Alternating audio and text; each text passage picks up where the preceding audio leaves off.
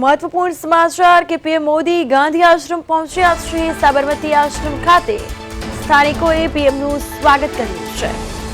જી હા, થોડી જ વારમાં હવે જર્મનીના ચાન્સેલર પહોંચશે। महत्वपूर्ण समाचार, आज रोज गांधीजीने श्रद्धांजलि अर्पण કરી શાંતિ સંદેશ આપશે પીએમ મોદી। આશ્રમ ખાતે સ્થાનિકોએ વડાપ્રધાન નરેન્દ્ર મોદીનું ઉષ્માભેર સ્વાગત કર્યું છે। તો પીએમ મોદી ગાંધી આશ્રમ પહોંચ્યા, જ્યાં વડાપ્રધાન નરેન્દ્ર મોદીનું ઉષ્માભેર સ્વાગત કરવામાં આવ્યું। સાબરમતી આશ્રમ ખાતે પીએમ મોદીનું સ્વાગત કરાયું। થોડી વારમાં જર્મનીના ચાન્સેલર પણ ત્યાં પહોંચશે। ગાંધીજીને શ્રદ્ધાંજલિ અર્પણ કરવામાં આવી છે। આશ્રમ ખાતે સ્થાનિકોએ પીએમનું સ્વાગત કર્યું છે। વડાપ્રધાન નરેન્દ્ર મોદી ગાંધી આશ્રમ પહોંચ્યા છે કે જ્યાં સાબરમતી આશ્રમ ખાતે સ્થાનિકોએ પીએમનું સ્વાગત કર્યું છે। થોડી વારમાં જર્મનીના ચાન્સેલર પહોંચશે। આ સાથે જ ગાંધીજીને શ્રદ્ધાંજલિ અર્પણ કરી શાંતિ સંદેશ આપશે। આશ્રમ ખાતે સ્થાનિકોએ પીએમનું સ્વાગત કર્યું। પીએમ મોદી ગાંધી આશ્રમ પહોંચ્યા। થોડી જ વારમાં જર્મન ચાન્સેલર પહોંચશે।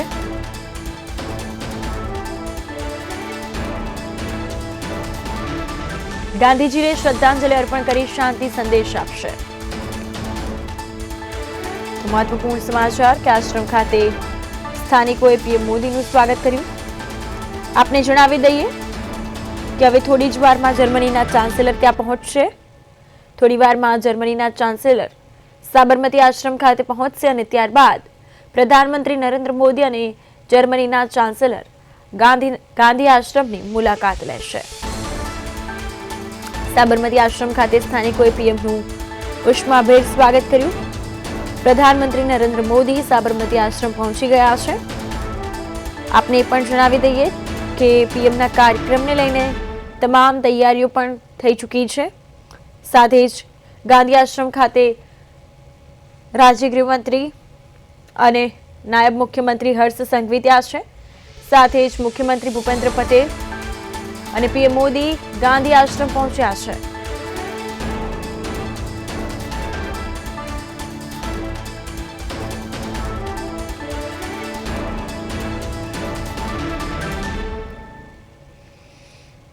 તમામ વિગતો આપને સતત આપી રહ્યા છીએ। ઇન્ટરનેશનલ કાઇટ ફેસ્ટિવલની શરૂઆત પહેલા પતંગ ઉડ્યા છે।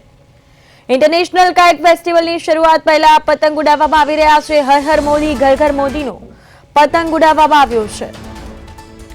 પીએમ મોદી હાલ ગાંધી આશ્રમ પહોંચ્યા છે। સાબરમતી આશ્રમ ખાતે સૌ કોઈએ પીએમનું ઉષ્માભેર સ્વાગત કર્યું। વડાપ્રધાન નરેન્દ્ર મોદીનું સ્વાગત કર્યું। થોડી જ વારમાં હવે જર્મનીના ચાન્સેલર પણ સાબરમતી આશ્રમ ખાતે પહોંચશે અને ત્યારબાદ પ્રધાનમંત્રી નરેન્દ્ર મોદી અને જર્મનીના ચાન્સેલર ગાંધી આશ્રમની મુલાકાત લેશે। આપને સતત અપડેટ્સ આપતા રહીશું। આ સાથે જ મુખ્યમંત્રી ભૂપેન્દ્ર પટેલ અને નાયબ મુખ્યમંત્રી હર્ષ સંઘવી પણ ત્યાં ઉપસ્થિત।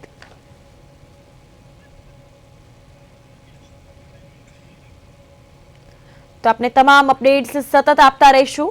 હાલ વડાપ્રધાન નરેન્દ્ર મોદી ગાંધી આશ્રમ ખાતે પહોંચ્યા। રીડેવલપમેન્ટ પ્રોજેક્ટની કામગીરીનું નિરીક્ષણ અને બેઠક કરશે વડાપ્રધાન નરેન્દ્ર મોદી।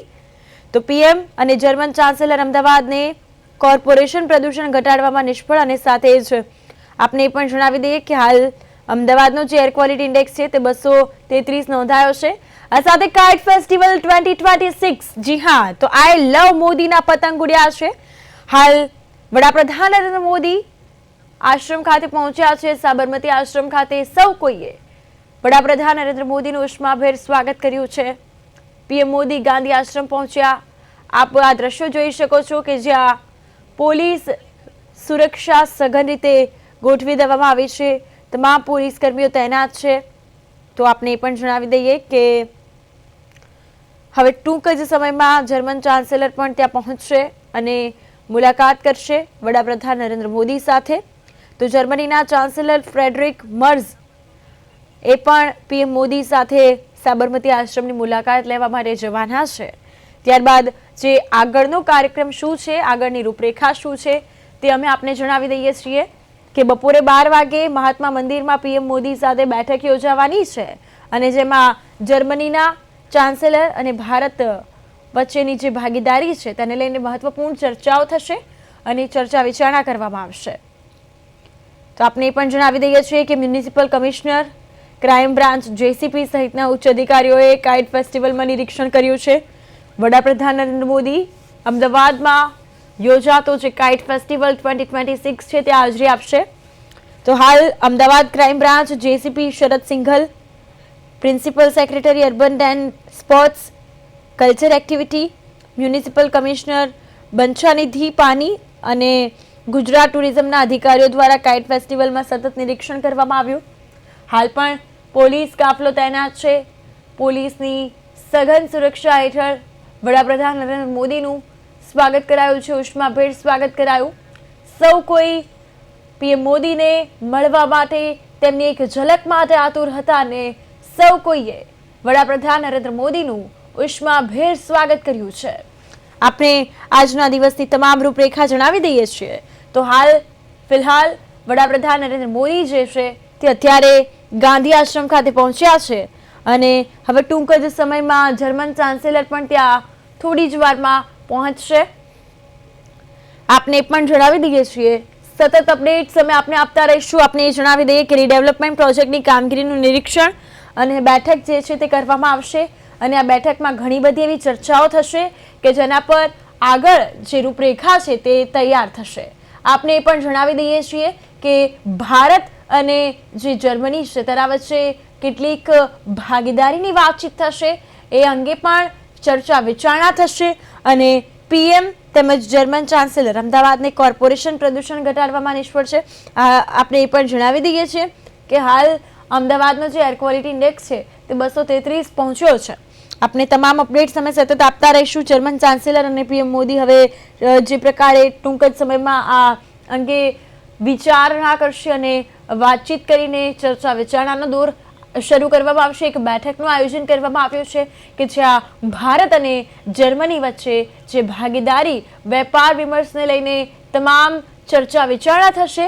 આ સાથે આપણે જણાવી દઈએ છીએ તમામ અપડેટ્સ અમે આપને આપતા રહીશું.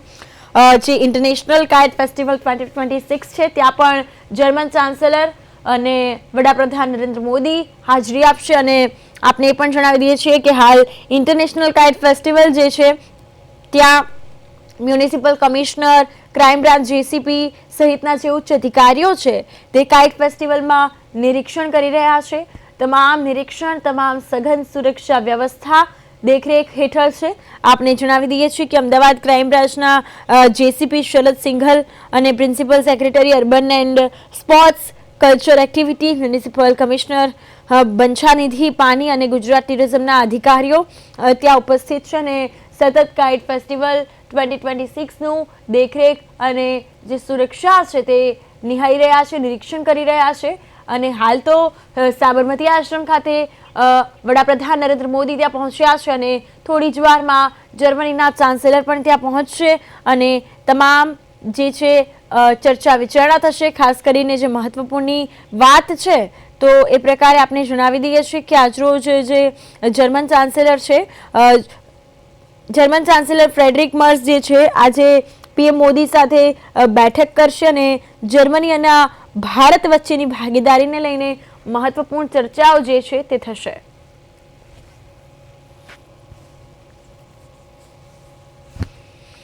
સતત અપડેટ્સ અમે આપને આપી રહ્યા છીએ. અલગ અલગ દેશોના પતંગબાજો આજે કાઇટ ફેસ્ટિવલ 2026માં ભાગીદાર થશે અને અલગ અલગ દેશના પતંગબાજો હાલમાં પતંગ ચડાવી રહ્યા છે. વડાપ્રધાન નરેન્દ્ર મોદીના ફોટોવાળી પતંગ લાવવામાં આવી છે. પછી એ બાદ આપણે પણ જણાવી દઈએ કે જે પ્રકારે કાઇટ ફેસ્ટિવલ 2026 એ અમદાવાદનો એક મહત્વપૂર્ણ, અમદાવાદનો નહીં પરંતુ હવે તો વિશ્વવિખ્યાત ફેસ્ટિવલ માનવામાં આવી રહ્યો છે, કારણ કે અહીં કાઇટ ફેસ્ટિવલ જે યોજાય છે તે કાઇટ ફેસ્ટિવલમાં અનેક દેશોના જે પતંગબાજો છે, પતંગવીરો છે તે ભાગીદારી લે છે અને ઉત્સાહ આનંદ માણે છે. અહીં જર્મની, ફ્રાન્સ, યુરોપ, ડેનમાર્ક અનેક દેશોમાંથી અહીં પતંગબાજો આવે છે અને પતંગ રશિયાઓ જે છે તે ઉત્તરાયણના પર્વનો, મકર સંક્રાંતિનો, આ કાઇટ ફેસ્ટિવલનો આનંદ લેશે। સાથે જ આપને જણાવી દઈએ કે વડાપ્રધાન નરેન્દ્ર મોદી અને જે જર્મન ચાન્સેલર છે તે પણ આ કાઇટ ફેસ્ટિવલ 2026માં સહભાગી થશે। સાથે જ આ અંગે થોડી વારમાં હવે એક બેઠકનું આયોજન પણ છે, તો રીડેવલપમેન્ટ પ્રોજેક્ટ જે કામગીરી છે તેને લઈને નિરીક્ષણ અને બેઠક જે છે તે કરવામાં આવશે। તો આપણે એક બીજી અપડેટ આપી દઈએ કે હમણાં જ ટૂંક જ સમયમાં હવે જર્મન ચાન્સેલર પણ ત્યાં ગાંધી આશ્રમ ખાતે પહોંચશે। આપણે જણાવી દઈએ છીએ કે હાલ જે કાઇટ ફેસ્ટિવલ ચાલી રહ્યો છે ત્યાં કાઇટ ફેસ્ટિવલ 2026નું નિરીક્ષણ કરવામાં આવી રહ્યું છે। સતત પોલીસની નજર છે, પોલીસ મોનિટરિંગ છે।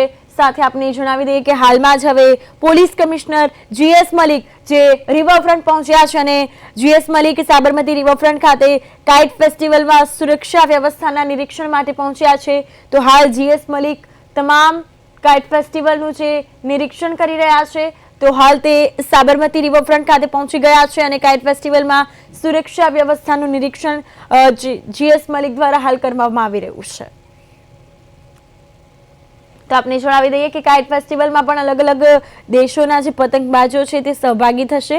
આપને પણ જણાવી દઈએ છીએ કે હવે ઇન્ટરનેશનલ કાઇટ ફેસ્ટિવલની શરૂઆત પહેલા જ જે પ્રકારે હર હર મોદી ઘર ઘર મોદી આ પતંગ ઉડાવવામાં આવી રહ્યા છે, સૌ કોઈમાં ભારે ઉત્સાહ ઉમંગ છે। હવે થોડી જ વારમાં જે જર્મનીના ચાન્સેલર છે તે ગાંધી આશ્રમ ખાતે પહોંચશે અને ત્યારબાદ વડાપ્રધાન નરેન્દ્ર મોદી અને જર્મનીના ચાન્સેલર ગાંધી આશ્રમની મુલાકાત લેશે અને આ બાદ બપોરે 12 વાગ્યાની આસપાસ એક બેઠકનું આયોજન કરવામાં આવ્યું છે। વિશેષ તરીકે બેઠક જે છે તે યોજાશે।